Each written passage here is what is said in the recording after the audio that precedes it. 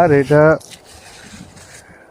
বাংলাদেশে আমাদের উচিত, প্রত্যেকটা সরকার প্রধানের উচিত যে কৃষকদের সর্বোচ্চ লেভেলের সুযোগ সুবিধা দিয়ে তাদের উৎপন্ন কাজে সাহায্য করা।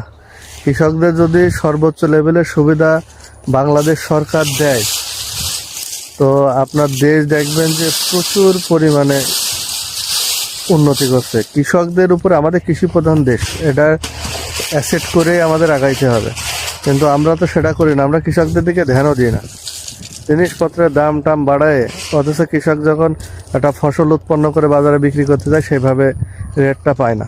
তো আমাদের সরকার আসলে যে দেশে যেটা প্রধান হাতিয়ার, সেই দেশের সেই শক্তির উপরে মানে আরো বেশি পরিমাণ বিনিয়োগ করা উচিত। আমাদের প্রধান হাতিয়ার কিন্তু কৃষি জমি আর কৃষক, তাই এখানে বিনিয়োগটা বেশি করা উচিত। কিন্তু আমাদের দেশের সরকার নিজের পকেট নিয়ে ব্যস্ত থাকে, তাই এরা কি করবে?